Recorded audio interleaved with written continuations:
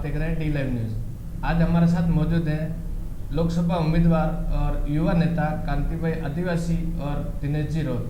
आज हम बात करेंगे काकरी डुंगरी जो पिछले 18 दिनों से अभ्यर्थियों का जो एक शांतिप्रिय आंदोलन चल रहा था, जो कल गुरुवार से उग्र आंदोलन में तब्दील हो गया है। तो क्या वजह रही इन अभ्यर्थियों को उग्र आंदोलन करने की और क्या कारण रहे जो अभ्यर्थियों को आंदोलन करना पड़ा, इसके लिए हम चर्चा करेंगे आज कांति भाई आदिवासी के साथ और दिनेश जी के साथ। तो कांति भाई, क्या कारण था जो अभ्यर्थियों को काकरी डुंगरी जाकर धरना प्रदर्शन करना पड़ा? सबसे पहले आपके डी लाइव न्यूज़ को जोहार। ये जो धरना प्रदर्शन है वो आज से नहीं चल रहा है सर। विगत 2 साल से इसमें ये लोग आंदोलन कर रहे हैं, छोटे मोटे ज्ञापन दे रहे हैं और इस ज्ञापन में राज्य सरकार को ज्ञापन पहुंचाए हैं जिला कलेक्टर के मार्फत से। ये डूंगरपुर का ही मामला नहीं है, पूरे संभाग स्तर का मामला है। लेकिन कहीं न कहीं राज्य सरकार या फिर जिला प्रशासन से कोई न कोई कमी रही है, जिसके कारण लड़के काकरी डुंगरी पे चढ़ने पे मजबूर हुए हैं। विशेषकर बात यह है कि अभी एक कमेटी बनाई थी, उस कमेटी का कोई रिकमेंड नहीं आया और ये भी कुछ 24 तारीख को टीएसी की बैठक बुलाई थी मंत्री महोदय ने, जिसमें 17 विधायकों को बुलाया था। लेकिन उस 17 विधायकों में से बड़ी मुश्किल से 4 या 5 विधायक पहुंचे, यानी जनप्रतिनिधि इस मामले को लेकर कोई सरोकार नहीं लगता है। कुछ 2, 4, 5 एमएलए हैं जो इस क्षेत्र की जनता के साथ में न्याय करना चाह रहे हैं, बाकी तो अपनी राजनीतिक रोटियां सेक रहे हैं। इसीलिए लड़के आक्रोशित हो गए, हमारी बात नहीं मानी जा रही है, टीएसी की बैठक नहीं हो रही है, इसीलिए ये लोग धरना स्थल से नीचे उतरे, ऐसा हमें अंदेशा है।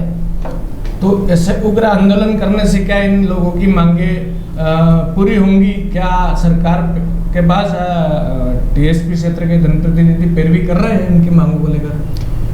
देखिए, जब हम सोशल मीडिया से देख रहे हैं मुख्यमंत्री अशोक गहलोत जी और आपके डूंगरपुर विधायक और सागवाड़ा विधायक और आपके 84 विधायक और अर्जुन जी बामणिया, 4 ही एमएलए हैं जो मुख्यमंत्री से मिल रहे हैं, बाकी नहीं मिल रहे हैं। तो सार्थक वार्ता हो रही है नहीं हो रही है ये भी हमको मालूम नहीं पड़ रहा है। अब ये 4 एमएलए के साथ में क्या वार्ता करेंगे? इस इलाके के 17 एमएलए हैं। 17 एमएलए को चाहे किसी भी पार्टी पॉलिटिक्स का हो, चाहे कांग्रेस हो, चाहे बीजेपी हो, चाहे बीटीपी हो या कोई भी हो, निर्दलीय हो, उन सभी को वहाँ जाना चाहिए और इस क्षेत्र की जनता के साथ में न्याय होना चाहिए। ये मामला हम चाहते हैं, लेकिन हो नहीं रहा है ऐसा। तो दिनेश जी, जैसा कि हमारे पास जानकारी आई है, आज समाज का और प्रतिनिधियों का एक प्रतिनिधिमंडल इन आंदोलनकारियों से चर्चा करने, अपील करने, समझौता करने, समझाइश करने के लिए गया था। तो उस प्रतिनिधिमंडल में कौन कौन लोग थे और क्या किन मुद्दों पर सहमति बनी? आज जो कलेक्टर महोदय के नेतृत्व में जो शांति समिति का गठन हुआ, उस शांति समिति के गठन में हम लोग सभी सामाजिक संगठन प्लस पूर्व और वर्तमान में जो है जनप्रतिनिधि मौजूद रहे।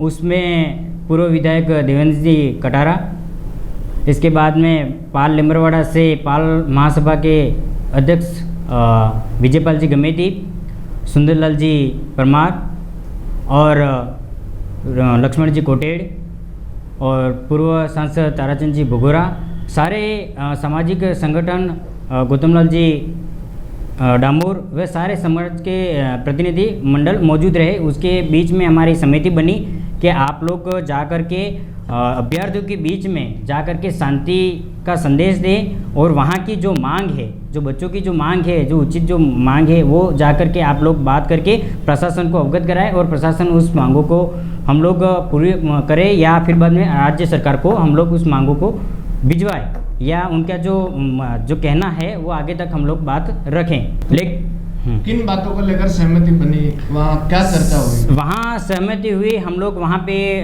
डेलीगेट्स जितना हम लोग गए थे वो सारे गए वहाँ पे। हम लोग जहाँ पे अभ्यर्थी बैठे हुए थे हाईवे पे, वहाँ पे जाके हम लोगों ने जाके बात की।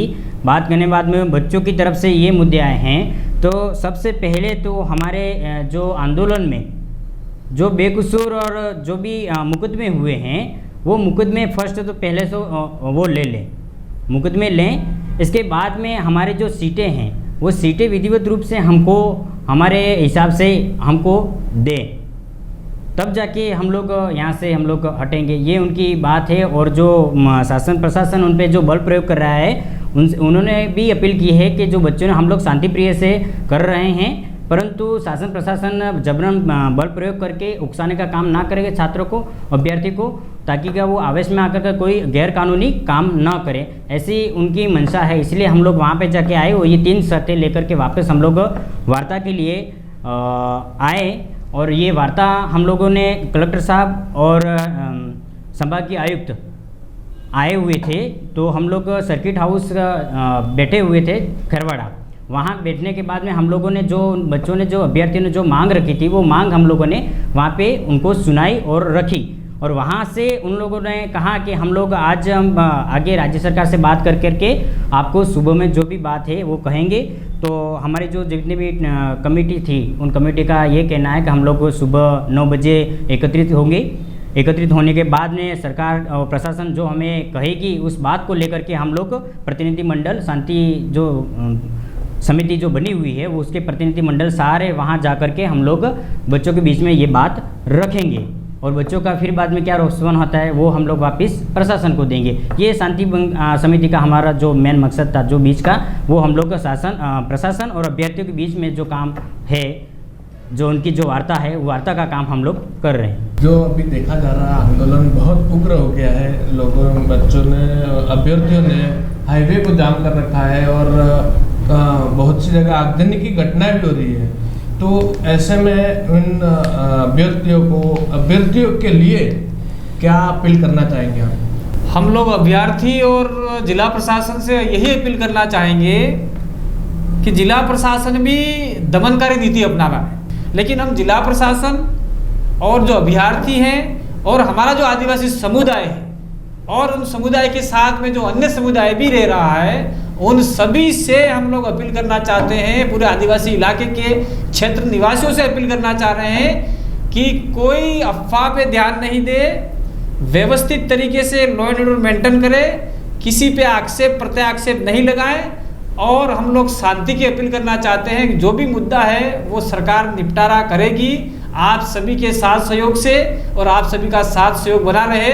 इसी बीच में मैं एक बात और कहना चाह रहा हूँ कि अभी 73 साल हो गए देश आज़ाद हुए और सरकारें बनती गई बिगड़ती गई, कोई बारी बारी से आया जिसने बारी बारी से राज किया, सिर्फ सत्ता और कुर्सी की लालच में लोग जनता के वोट लेते रहे। लेकिन इस आदिवासी इलाके अनुसूचित क्षेत्र की डिमांड रही है, मांग रही है, 5वीं अनुसूची के आर्टिकल 244(1) के अनुरूप ये जो आदिवासी इलाका है उसमें 100% रिजर्वेशन ट्राइबलों के लिए होना चाहिए। ये डिमांड हमारी मांग है और ये मांग पूर्ण हो चुकी है। कैसे हो चुकी है?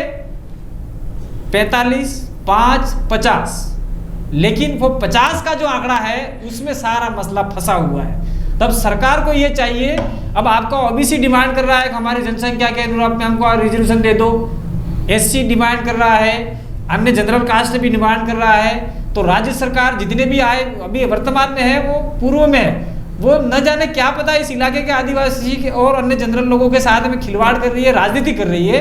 हम चाह रहे हैं 100% रिजर्वेशन हो चुका है, इसमें बाहर का आदमी नहीं आ सकता, शेड्यूल एरिया में वो फाइनल हो गया, गजट नोटिफिकेशन जारी हो गया।